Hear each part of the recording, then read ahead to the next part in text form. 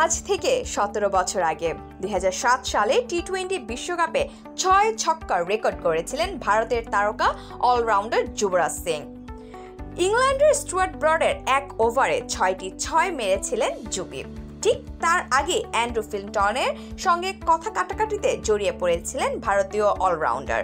এরপরই 6 ছক্কা হাঁকিয়ে দারুণ জবাব দেন যুবি। টি-20 বিশ্বকাপে ইতিহাস তৈরি করেন যুবরাজ। শুধু 6 ছক্কাই নয়, যুবরাজের অসাধারণ সেই ইনিংসটি আরও একটি কারণে স্মরণীয় হয়ে আছে ক্রিকেট বিশ্বে।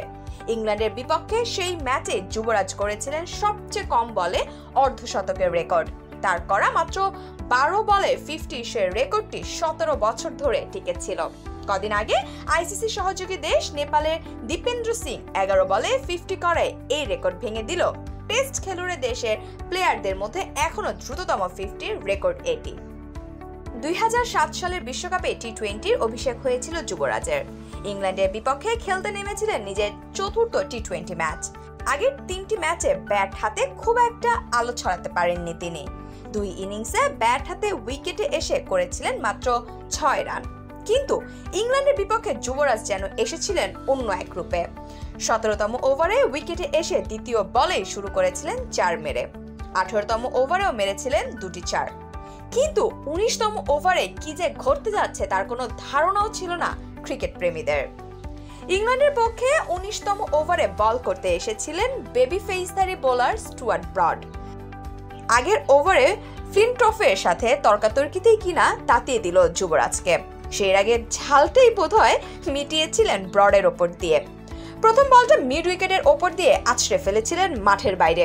তখনও কেউ বুঝতে পারেনি আজ কি হতে চলেছে ব্রডের উপর দিয়ে। দ্বিতীয় বলটি ফ্লিক করে পাঠিয়ে দিয়েছিলেন ব্যাকওয়ার্ডের স্কোয়ার লেগ দিয়ে বাউন্ডারির বাইরে। তৃতীয় বলটি মেরেছিলেন এক্সট্রা কভারের ওপর দিয়ে। 6 টানা 3 বলে 3-6 খেয়ে ব্রড যে কিছুটা ঘাবড়ে গিয়েছিলেন তা বেশ ভালোই বোঝা গিয়েছিল তার চতুর্থ বলটি দেখে।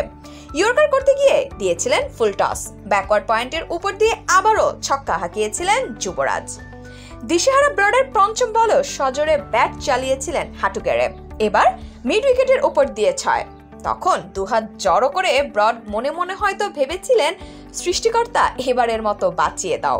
কিন্তু সৃষ্টিকর্তা সেদিন যা লিখে রেখেছিলেন তা খণ্ডানোর সাধ্য কার। ষষ্ঠ বলে ইতিহাস গড়া 6টা মেরেছিলেন মিড অনের ওপর দিয়ে। আর এই 6 দিয়েই পূর্ণ হয়েছিল যুবরাজের অর্ধশতক। সেই 6 ছক্কা বদলে দেয় যুবরাজের ক্যারিয়ার, বদলে দেয় স্টুয়ার্ট ব্রডকেও। সেদিনের পর নিজেকে নিয়ে আলাদা করে চিন্তা করেছিলেন ব্রড। বুঝতে পেরেছিলেন একজন আন্তর্জাতিক ক্রিকেটার হিসেবে কোনো কোয়ালিটি ছিল না তার।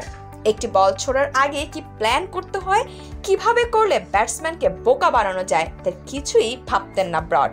কিন্তু সেদিনের পর আলাদা করে ভাবতে থাকেন। আর এই ছক্কাই ব্রডকে বানিয়ে দেয় সত্যিকারের একজন ফাস্ট বোলার। কে জানে 6 ছক্কা না খেলে সেদিনের হ্যাংলা পাতলা ব্রড আজকে কিংবদন্তি হতে পারতেন কিনা।